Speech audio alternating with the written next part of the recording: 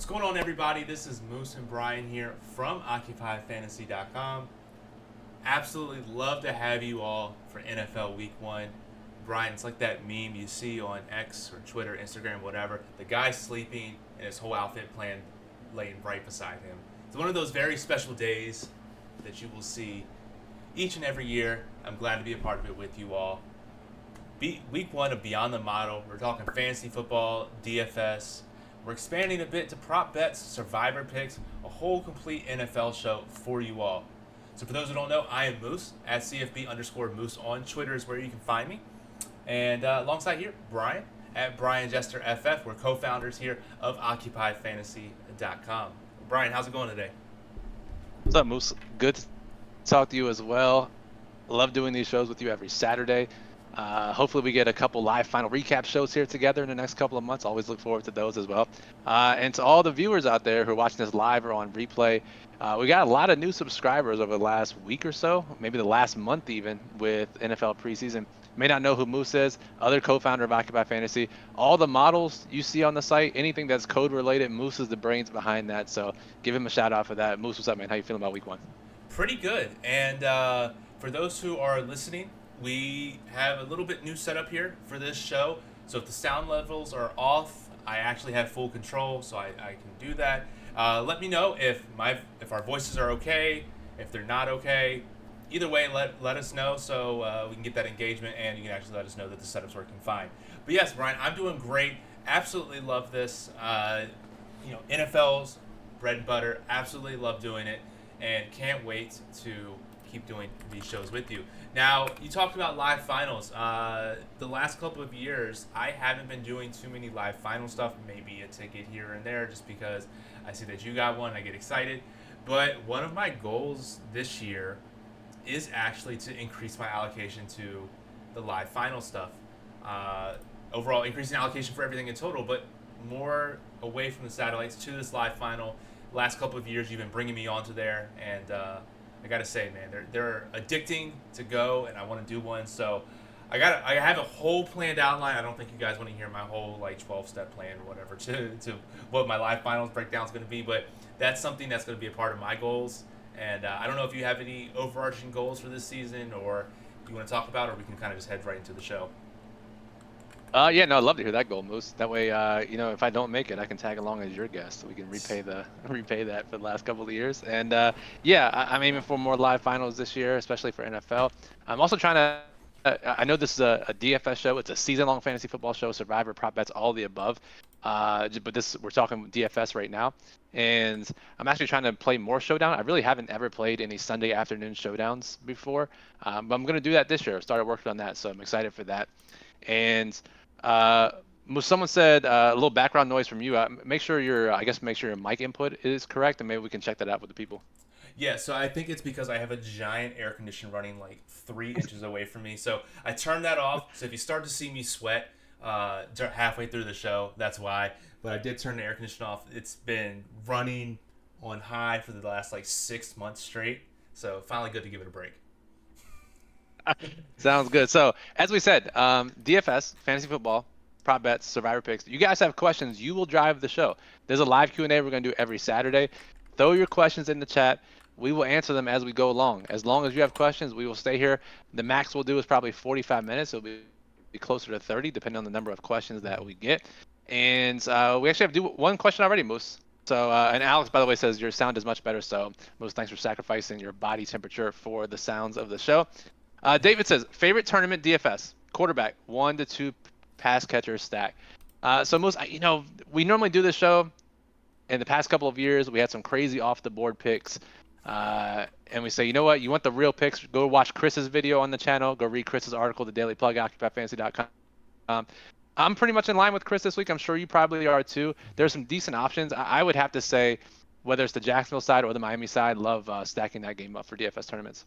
Yeah, I think the one game that kind of stands out for me for stacking with 1 to 2 players, be on either side, is that Indy-Houston game. You have the upside of the mobile rushing mobile quarterback.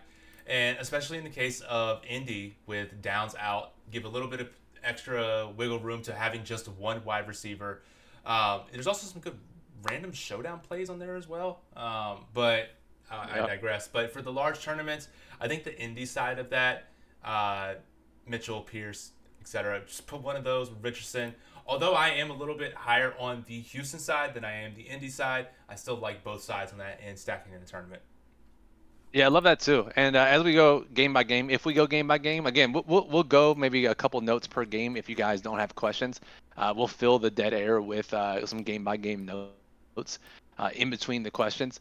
If we get to this other game, the Tennessee and Chicago game, I'll talk up that game stack a little bit too, Moose, because I think that is definitely under the radar, at least on the Tennessee side.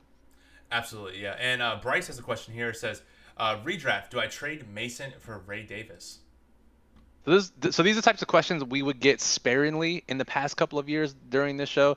These are the types of questions we want to answer more because while this one won't help DFS tomorrow, basically everyone who plays NFL DFS also plays some sort of season-long fantasy football. So if we answer these types of questions, it can help people in their home leagues as well. And Bryce, I would say it depends on your team, right? If you have a bunch of established starters, established running backs on your team that you can mix and match every week, then I would keep Mason. That's the home run guy that he's going to score 0 basically every week unless CMC goes down. But if you have a team where you don't have many, you went 0 running back, or maybe you had an injury already, or your running backs are weak, whatever it is, and you don't have many guys that can help you out initially, I would probably take the Ray Davis side there because at least he has some flex potential in the early weeks, potential to take over down the stretch. He has the better chance most of not being a 0 every week where Mason does. Yeah, I completely agree with that, 100%. Couldn't have said anything better here. And Russell here in the chat, what's up, Russell? And he says, Bengals wide receiver thoughts with Higgins likely out. And for those who don't know, who are new, don't follow me, I'm deep in these Cincinnati streets. Lifelong fan for like 30 years, and I'm barely 30. So I'm zoned in on these. I got to say, Brian, I've been hyping them up all off season for best ball and everything like that. But I think that this is the week where if you're playing some high-risk contests, DFS, whatever, this is the shot where you can play your $3,000 on DraftKings, Yoshi, I think Jermaine Burton's also $3,000.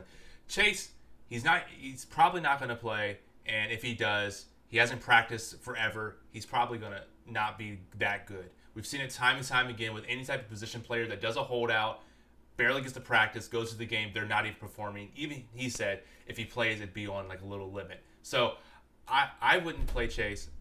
If Higgins is out, load up on Yoshi. Gesicki actually even as a tight end, I love as well. A lot of those three players, absolutely love. I still don't know fully about the running back situation. You could pick one or the other. I think that's fine. But this seems like a great high-risk stack. I would not play anyone outside of Yoshi in low risk for DFS.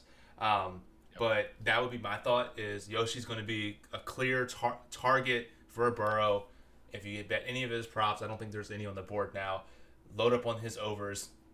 But that's my thought. Yeah, I like that too, Moose. And we don't exactly know. Let's just say Chase is out too, and we'll find out Sunday morning, right? For those who haven't played NFL DFS or are new to fantasy football or maybe you forgot, it's been a long off season.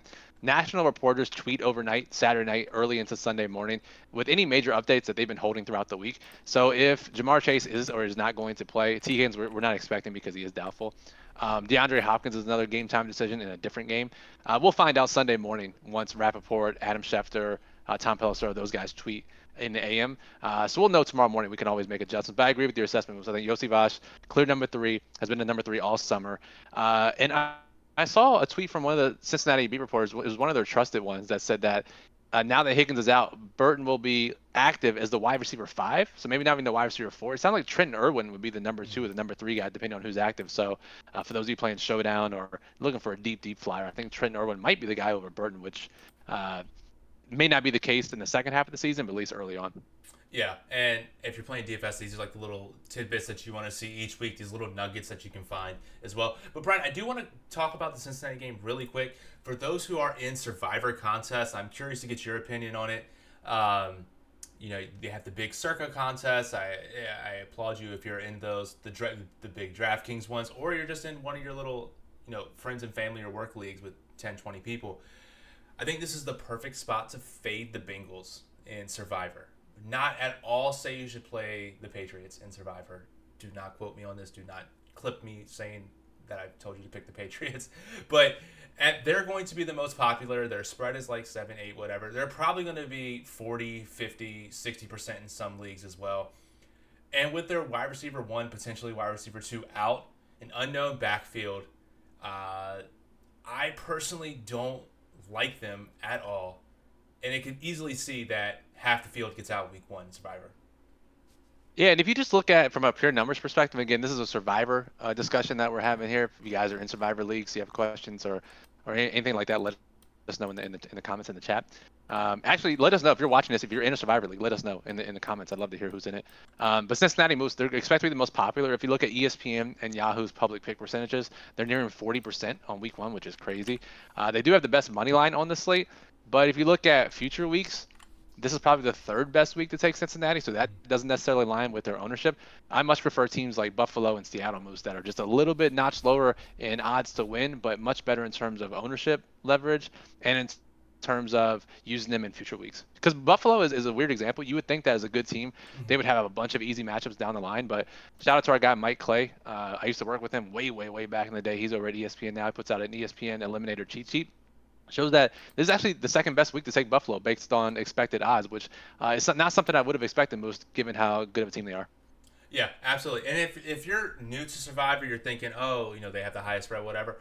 What I would do is I would just take a look at either Mike Clay's article, if you have it. It's a fantastic article, a little cheat sheet that he puts out, or kind of make your own thing and just cross out some things, kind of plan weeks in ahead. And you'll see, like, oh, week 6, I can't take anyone except New England and the Browns. All right, maybe I shouldn't do this. So sorry for the Rogue Brown shout out, but yeah. So just spend a little bit more thought, just a couple weeks in advance, and it'll be good there. So cool. On to the next one. We got a bunch of comments. I love everyone in here talking and chatting, saying what's up, all that good stuff. Let's take a look here. Let's rapid fire, Moose. Let's rapid fire these questions. You ask them, I'll answer them. Perfect. So first one up, Dot Bets. Absolutely love to see Dot Bets here. Go ahead, follow him on Twitter as well. Alex says, when making a tournament draft, how many high-risk players usually win you a top spot per team? So I'm not exactly sure what you're asking, Alex, but basically, if it's a large field contest, a large field tournament on FanDuel or DraftKings, you're looking at 3 to 5 guys who are lower owned. You don't have to play all guys that are lower owned. And on a slate where there's 12 games like tomorrow or 13 on FanDuel, you really don't want more than 2 guys per team. If you're pairing them with a quarterback, that is certainly fine, but you don't want to play 3 guys from the same team generally. So I would say you're looking at 3 or 4 high-risk guys, maybe 5 if it's a larger contest. But there is a common misconception in DFS that all your guys need to be low-owned to beat a lot of people, and we know most of that is definitely not always the case. Yeah, absolutely. Let's take a look here. And really quick, I see a bunch of people asking, like, this player. That's totally fine. Just let us know what type of contest, what type of tournament, what website you're playing on, because a lot of that matters. So I'm going to skip them and then go back to them if you've clarified. If not, we'll just try and make a generic guess about it. So next here we have Bryce, who says, I have Achan, Hall, Rico, Algier. If Fields, play him or Burrow. And thanks, guys. I appreciate it. I think I'd play Fields with the rushing, especially with if Chase is limited and Higgins is out. I think Fields is the easy play, assuming it sounds, and he is going to play. Russell Wilson has been ruled out, so I would go Fields there.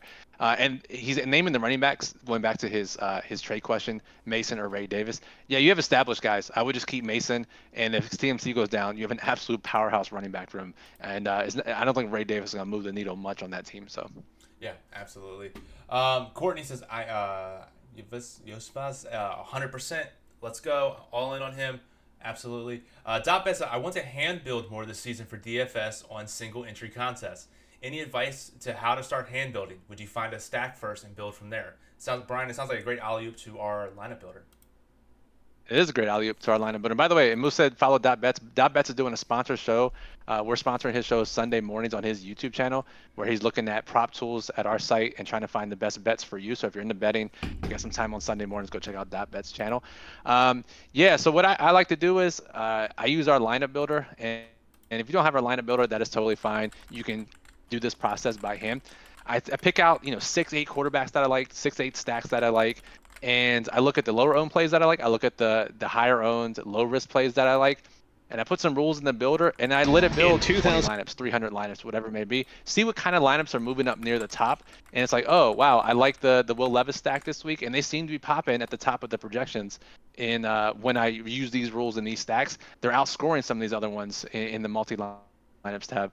That's how I do it. If not, I would say pick a couple stacks, put them in first, fit your low risk plays in, and then look at the 2 to 3 high risk plays that you're looking at, see which one, and try to have different ones at different salary levels, right? So some low owned studs, some low owned mid tier guys, and some low owned cheap flyers, and then try to mix and match those into your single entry lineups. I think that's the best type of process. The lineup builder does a lot of the heavy lifting for you, but it is possible to do it by hand as well. Absolutely, yeah. Cool. Next is Bink King. Great username. He says, I'm avoiding the Cincinnati game, and for GPP Yahoo, JSN or Rashid. Good question. I mean, it's hard for me not to say Rashid Shaheed, my boy. So I'll say Shaheed. Let me check our model real quick, Moose. Okay. I'm pulling it up now, and we have where's Shaheed? We actually have JSN over Rashid Shaheed. So we'll trust the model here, Bink King, and we'll say JSN gets the nod. Nice. Matthew with the deep questions. I love this. He says, what do you make of the Bears tight end usage in preseason? Yeah, I think if you drafted Cole Kmet, you're probably pretty upset at how they used both Kmet and Gerald Everett.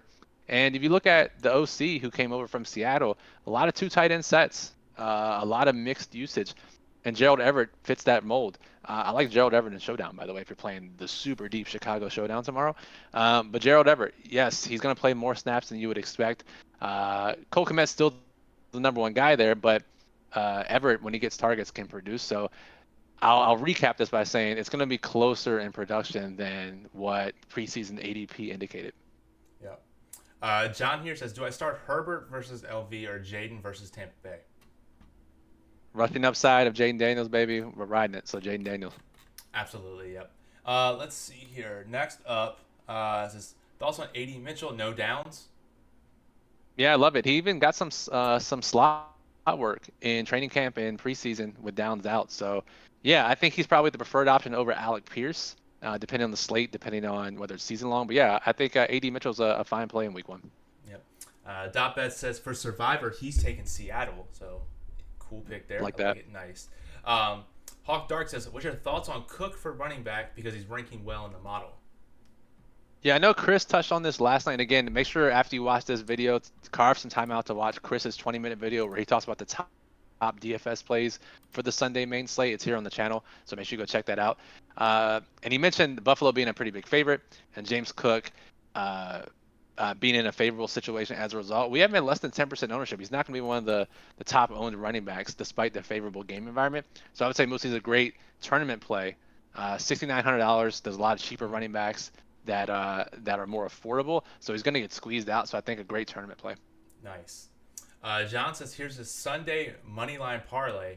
Giants, Carolina, Chargers, Washington, plus 222 odds, $20 payout, pays out $465. I like that. If anyone wants to put a little bit more on that, they can retire. So, John, good luck to you. Yep. And Bing King says, for Survivor, he took the Bills. Nice. Alex says, for D. Jones, this is my first season for context. He performed not great during the preseason. Does that usually point towards Jones is going to suck for the rest of the season? I think if you used any other player as an example, it wouldn't necessarily be the case. Daniel Jones, I'm not so sure he's not just going to always suck. However, as a high level approach, preseason doesn't often mean much. How you and I look at preseason, how our staff looks at preseason, we look at usage. How are guys being used? Are they being used with the starters? Where are they being lined up? That's way more important, especially for DFS. How they actually perform truly does not matter to us because teams are running vanilla offenses. They're trying things out. They're getting feet wet. Backups are playing with some guys. It really production. It does not an indicator by any means. And if we had our dad on the show, who always tells a story about how Washington way back 30 years ago looked horrible in the preseason, and Joe Gibbs was like, this is maybe the worst team we've ever had, and they went on to win the Super Bowl. So obviously that is a very long ago anecdote, but preseason production rarely translates to in-season production, and vice versa. Yep. MT Savage says, Mitchell or Yosevas?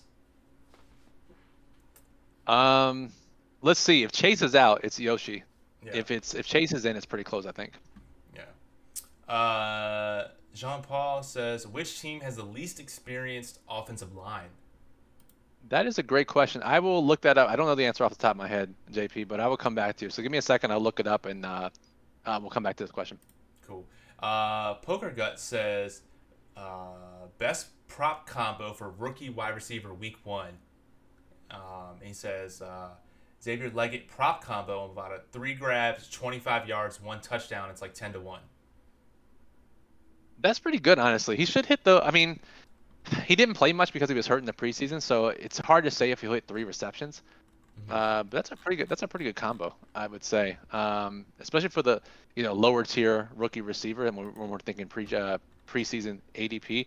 For me, Moose, it's easy, easy, easy. I know Chris is gonna love this, but we've been all over him all off season. I was shocked to see his receiving prop totals in the 40s. Jalen Ramsey's likely going to be out. It's Brian Thomas all day. Build a prop combo. I assume you're on one of those sites where you can build combos. It's Brian Thomas all day, over 40 receiving yards. He has to score a touchdown. He's going to bust out in a big way in his rookie year, and why not start in week one in one of our favorite game environments? Absolutely. I have it in my notes here on the the notes for our show. It's literally like Jax Miami, like actual stuff, and then B Thomas overs parentheses. Thanks, Chris. And then yeah. So Brian Thomas, that's the kind of play I think. Brian, where you can do the ladders. You know how like on DraftKings, for example, they have the Yep. buckets. You can just bucket up, 3-4 different ways, and he crushes and you crush. A little bit different than the prop combo that Poker Guts was talking about, but something similar, laddering it. That's probably one of my favorite ones there. Cool bean. So Alex says, Brian, is there a story behind your headset? You look like you're selling insurance. People say sell insurance. I sometimes say telemarketer. Yes, the acoustics in my office are just downright terrible. I don't have any of the the soundproof padding. I don't have that in the wall. So if I don't have one of these, my voice echoes like crazy. If I use this, it concentrates the voice. It just sounds better for you guys. So I sacrifice the look for the production. Absolutely. Let's see here. Courtney with a good question says, does it matter if you have a popular stack in large field tournaments or contests? No, because we've seen GPPs won with that before. You can certainly have a popular stack. The key is having maybe one of the pieces of the stack be unpopular, right? So like, let's say, I don't know, let's just say the Houston game, right? Like you play Dalton Schultz, which nobody's really going to play. You play that in the stack. And again, I'm not necessarily playing that specific stack. So you can play one lower owned piece within the stack, or you just add an extra low owned piece around it. Just understand that you're competing with far more people if that stack goes off. But that's not to say, I mean, I've won GPPs and others have won GPPs with popular stacks all the time. And I think a way to get different is if you can do, instead of, wide receiver one, maybe you go with a wide receiver or a tight end that's going to be a little bit less owned. Maybe paired with the running back that's going to be less owned. So if you look at, the overall ownership, it may not be as popular as what you think it's going to be, but that's one way to get a little bit different. Or if you do a bring back, make the bring back a cheap piece, something like that. We call it the Curtis Samuel theory here, which helped Brian win one of the second in one of the live finals way back when, and we've kind of coined that term. You can go ahead and check it out at the website with our free strategy guide. If Brian, if you can post it in the chat, I will. Yeah, I got you. Perfect. I'll do that now. Perfect. Let's see here. And then up next, question here from David says, does one need to play as many 50-50s or double up showdowns to even out the high variance in showdown games? Yeah, it's a great question, right? I know some of our members have not had profit the first 2 showdown slates, which is totally fine. It's extremely within the normal range of outcomes. So it's really down to your risk tolerance and your bankroll management. Because if you're playing a very small sliver of your bankroll, you're okay with losing 2 in a row, 5 in a row, 10 in a row, a month in a row, and then you hit big a couple times per season, and it weighs all out. It's really for your bankroll management, your personal risk tolerance, and some people just can't handle losing a lot, which I think is totally fair to say. That's not a criticism by any means. And then maybe you play some 50-50s and double ups. But again, that's not to say you're going to win those. It's not a guarantee to win those either. So just make sure it's within your bankroll because I would say read the ultimate guide and see how that fits into your playing style. Yeah, you hit it perfect there. A handful of people are posting like just DFS lineups. And I gotta say, Bing King is just adding people to head H2HM. Love the chatting vibes. Absolutely love it. You guys can go ahead and do that. If you do end up head to heading some guy on here, let us know in the comments. That'd be pretty cool. Yes, Curious to please. know the outcome. Post the contest link so everyone else can follow. Um, Quinn says, "What's your thoughts about Michael Wilson?"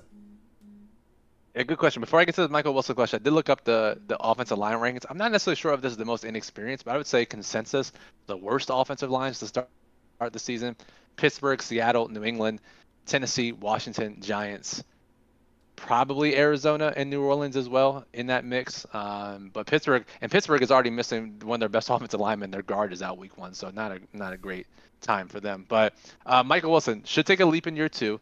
Obviously, is being overshadowed by Marvin Harrison, by Trey McBride. But in DFS, he's going to be 1% owned if you stack that game. In season long, I think he's a great bench stash. Should make a leap in year 2.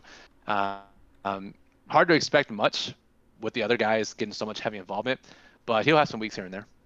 Yeah, absolutely. Perfect. Amandeep says, "Are we all overlooking Herbert and how cheap that stack is?" Bro, Jake and I said this on one of the final best ball streams on our best ball channel last week. And it translates to DFS for week 1 too. Herbert, DJ Chark is out, so we got super cheap Joshua Palmer, Lad McConkey, or Quentin Johnston if you can stomach that. I know many people can't, rightfully so. You can run it back with 4% Devontae Adams, who's super low owned. You can run it back with Zamir White if you want. So yeah, who was it? Yeah, Mandeep. I think it's a great high risk play. Yeah, absolutely. I love the fact that Devontae Adams, if you know, you know, is only 4%. Anytime, I say this like every show. If you can get a wide receiver that's actually like really good, wide receiver 1, under 5%, I'm taking him all day. I don't care if he's 12,000. Call me a fish, whatever. But give me a good wide receiver, low ownership. I'm taking him every day. So love that. That's another one of the game stacks that I like there. Bring it back with Devontae Adams. All right, let's see here. And then MT says, would you throw AD Mitchell as a run back to your CJ stacks? We got a couple AD Mitchell questions. I'm wondering if his ownership is a little bit lower. We have his ownership a little low most. Yeah, I think that's fine as a cheap Curtis Samuel piece in that stack. Michael Pittman we like, JT. Yeah, I think it's fine. It's totally fine. Again, I wouldn't expect some amazing game from AD Mitchell, but he does get a small bump with Josh Downs out. Yeah, absolutely. And then Midclip says, "Is Greg Dulcich in play for the $5 milli?" And Brian, I would say that you can pretty much make the case for anyone for the $5 milli. But what you thought? What do you think about Greg himself? I probably should be in a support group for drafting too much Greg Dulcich over the past couple of years. So you've asked the wrong person. Mid clips, because I absolutely think Greg Dulcich is in play. Whether or not he does it in week 1, I don't know, but he is a high upside tight end that no one's going to play. So if you're looking for that's your 1% player, then it's totally fine. Absolutely. And Taylor says, "Oh, we are so back," in all caps. And yes, we are so back. Love it. Let's see. Dotbet says, "Would you assume Richardson/Daniels naked lineups will be popular? Is it better to stack with a pass catcher for high risk lineups?" Yeah, absolutely. If you just look at, I'm going to pull up the ownership really quickly for quarterbacks on my end. If we look on DraftKings specifically, and again, we're going to update our ownership tonight and again tomorrow morning. So make sure if you are a member, check out OccupyFantasy.com. We'll have the latest ownership updates tonight and tomorrow. Richardson, we have 19% on DraftKings. Daniels, 11%. That's for the largest GPPs. If you look at their pass catchers, you look at Indy and Washington respectively. So 19% for Anthony Richardson, but his pass catchers are right around 18%. Not obviously all are going to be stacked with Richardson. If we compare that to Washington, Jaden Daniels, 11%, also around 11% for his guys McLaurin, McCaffrey, and De'Ami Brown. So I don't know if it'll be popular being naked, but generally what we see is those guys, those rushing guys, are naked more often than they should be when it comes to optimal lineup creation. So I would try to pair him with one. Okay. That makes sense to me. What's up next? Oh, this is a great name. Roth Window Cleaning Services. Not to be confused with Roth DFS Weather on Twitter. You guys thinking CeeDee Lamb will ball out? And I hope so. What do you think, Brian? It's funny because Alex right below that says Roth window. Good question. I was going to ask that, and I was like, what the hell? I thought I missed something. I thought he was talking about like investment windows, and I was like Roth. I was like, definitely not asking the right person there. Maybe Moose knows something, but yeah, I think yeah, CD should ball out. Yeah, got paid, happy, got to chill out for most of training camp. Yeah, I think CD should ball out. Absolutely, yeah. Let's see here. Amandeep says, "I wish I could play 5 receivers this week." Yeah, that would be pretty sick. Yeah, for real. You got to play the super flex format. And just play a receiver in Superflex, anyways. Definitely. Let's see. And then Amandeep says, "Getting running back right is going to be the hardest thing to figure out." And Brian, as I look at the Occupy model, which for those who are new, again, we have our Occupy model over on OccupyFantasy.com, ranks all the players on DraftKings, FanDuel, and Yahoo based on their ceiling upside, shows projected ownership and all that other stuff. There's a lot of cheaper running backs toward the top. And so kind of in a couple, sentences or however you feel comfortable, kind of what's your thought process on picking running back when you see so many cheap running backs over on DraftKings in the model like that? Yeah, so and Chris touched on this in depth. So I would go again, check out his video here on the channel after you watch this live stream. Listen to what Chris had to say. Chris is our NFL manager. Chris Rooney writes the Daily Plug and does the video every week for us. He talked about phenomenon where generally week 1 Millie Maker winners, the large field GPPs, are won by running backs in this 5 to 6K range on DraftKings that are of the lower owned variety. Typically because pricing is out for so long, it's loose because they want casual players to be able to build lineups easily. Some players' roles don't reflect their DraftKings pricing. As a result, we end up guys like Jerome Ford, James Cook, who we mentioned already, Singletary, who else? Brian Robinson, like some of these other guys that are 4 or 5% owned or less. Really great GPP tournament plays. However, when you compare their ownership and you have guys like Rashad White, Kenneth Walker, Bijan, Devon Acham, who the model likes as well, maybe not as much as those other guys. Those are guys you want to play in smaller contests. Maybe you just play one of those 5% guys in your smaller field GPPs. But it's the larger contests where those guys that you mentioned most at the top of the model. It's kind of nice that the model is picking up on that historically for what week 1 is looking for and what should happen this week. So yeah, I really like the alignment there between the historical trends and what the model is pushing out. Yeah, anytime we see that and there's low ownership, we're like, oh, this is going to be a good week. Perfect. So, where are we at now? Peter Porker says, DraftKings large field tournament. What are your favorite QB, wide receiver, and running back plays?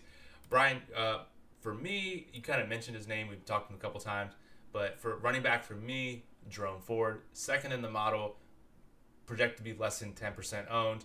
And then I would probably pair some quarterback and from that Houston Indy game and do that as for quarterback and wide receiver. What do you think about that?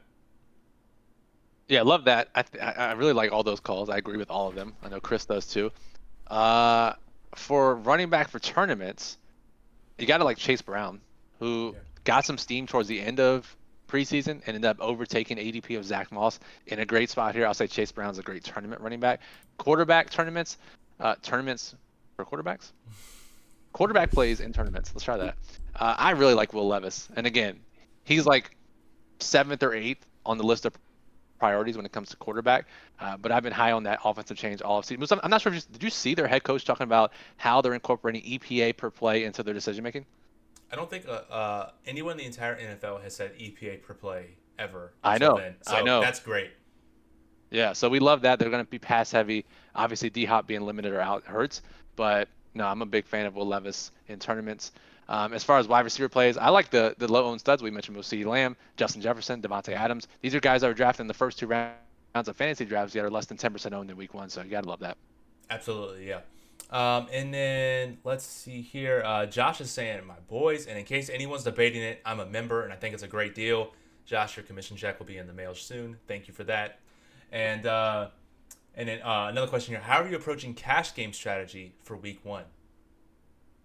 That's a great question. Week 1 is always tough for cash games especially, but as Chris said in his video, as our daily plug says, look to play the guys who are guaranteed to get volume, look to maximize ownership, and you'll be in good shape for cash games for week 1. Yeah, I mean, for me, I'm sorting by, for position players, I'm sorting by ownership. We have for running backs, projected weighted opportunities, which is rushes and targets for running backs weighted differently for different scoring and such. And then for wide receivers, tight ends, we have targets. So I would just look at guys who are going to be highly owned, expected to get a lot of work, and just try and squeeze those in. And Yeah, I would just on that note, Moose, right? Like we can find warts in guys like Bijan, Rashad White, and Alvin Kamara at their respective DraftKings projected ownership and FanDuel as well. But it's funny, you sort the model by weighted opportunities projected, and the three most popular guys are near the top. So yeah, that's what it comes down to in DFS low risk contest cash games is find the guys who are going to get the work and are going to be popular, and you play them.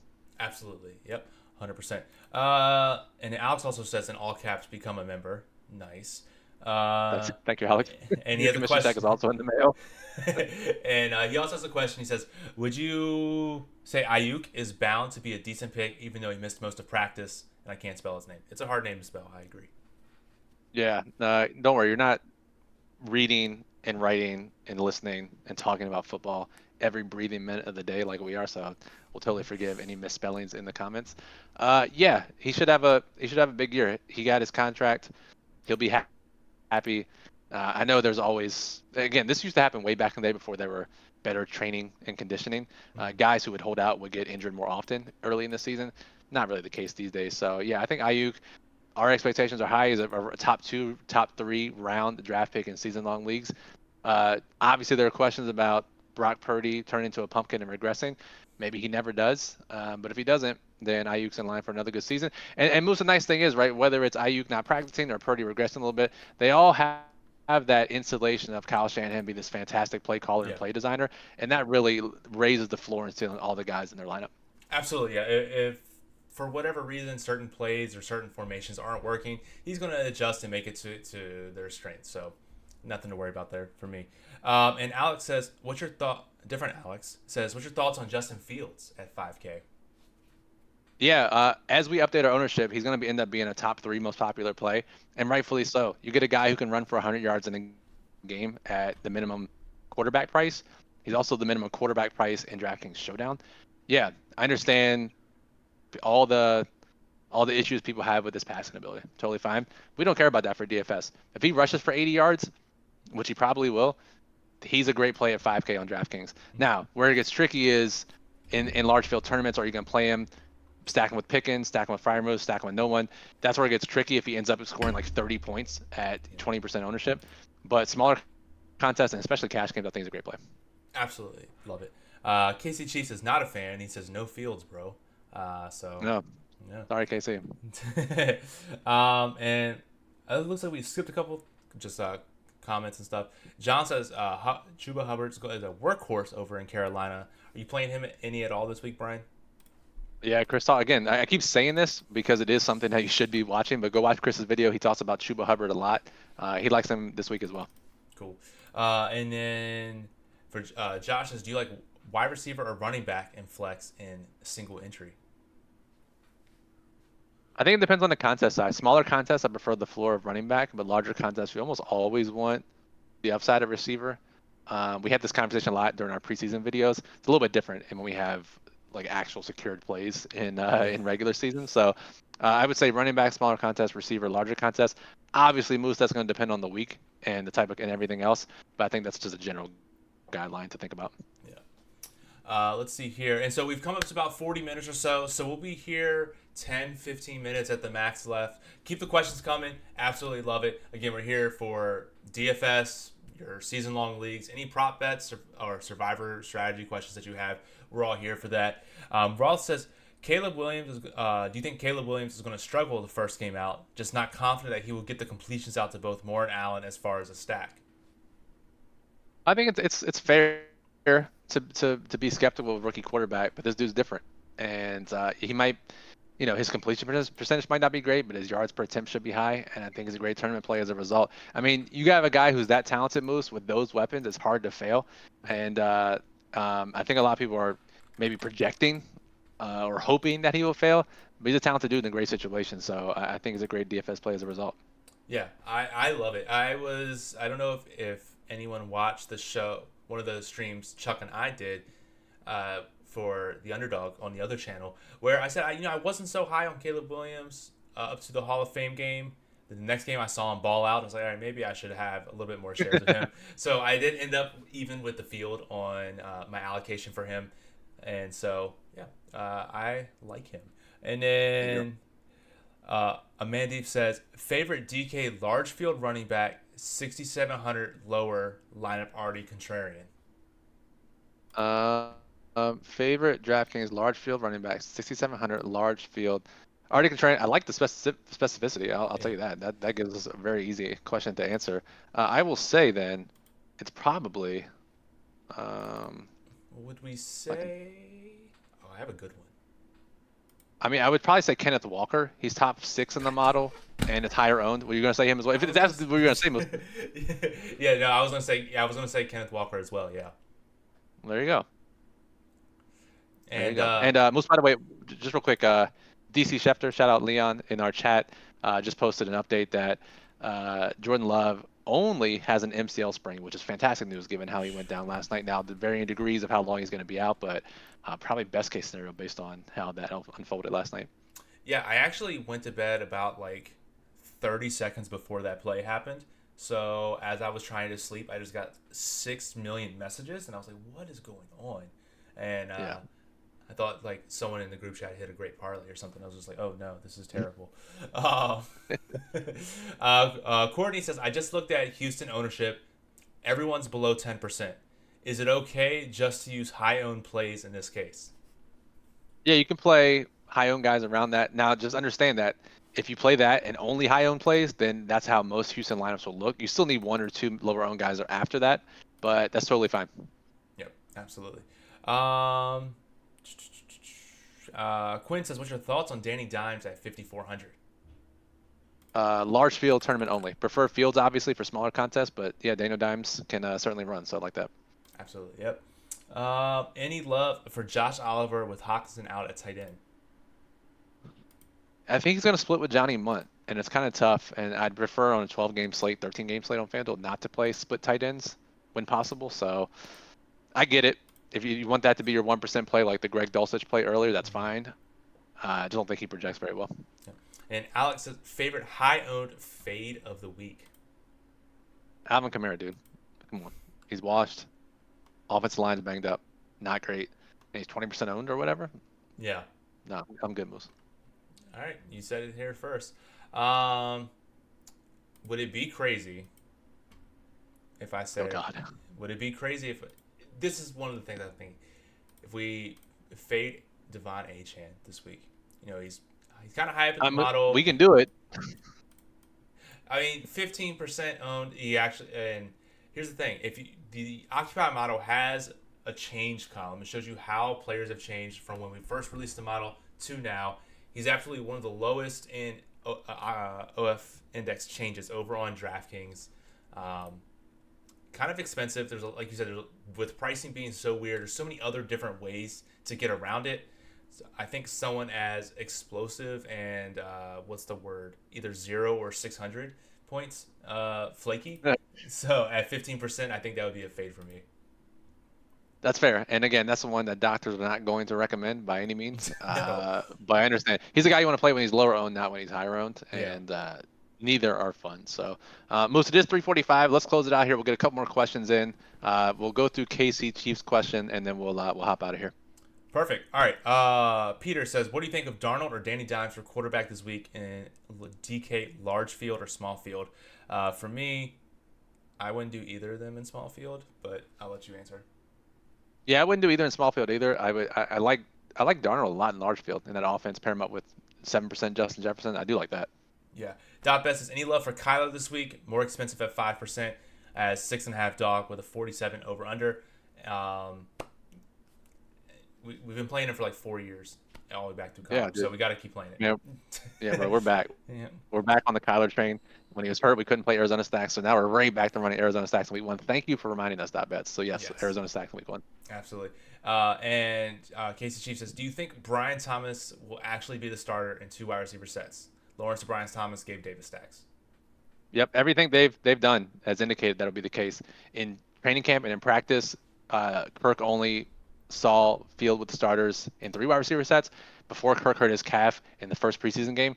It was Brian Thomas and Gabe Davis in 2 wide receiver sets. Kirk played when they brought 3 receivers on the field. So yeah, that's gonna be the case in week 1 as well. Kind of crazy when those 2 guys were the new guys brought in and Kirk has been there, but they believe, especially in Brian Thomas. And so all this hype we've had about Brian Thomas is gonna culminate in him having a big game hopefully in week 1. Absolutely. And I'm actually going to leave one more question here because No Cap Mac, great name, says, I'm a new viewer here. You guys popped up on my feed when I was looking for some player prop vet videos. What's your favorite player props this week? One, Mimos that stands out above all the others. We talked about it in preseason DFS when we were targeting Denver running backs because how often Sean Payton passes to his running backs. Now, I saw FanDuel had this at 13.5. There are some sites that have it at 11.5. But Jaleel McLaughlin over 11.5 receiving yards is... We're not gonna say any L words or any F words. It is I almost said an F word. It's a great bet. It is a great bet. It's an unbelievable bet. We have him going over that number like 75-80% of the time. So Jaleel McLaughlin over 11 or 13 receiving yards or whatever. Sean Payton throws to his running backs. McLaughlin is the receiving running back there. Bo Nix targets his running backs a lot because he refuses to throw downfield. So it's just a perfect storm of I don't know why his line is so low. Yeah, that's one that I have here as well. I like Chuba Hubbard over. Yeah, it's 55.5 at some places. And one that I was actually looking at right before the show, which is, I have the notes here. Oh, God, where is it? It is...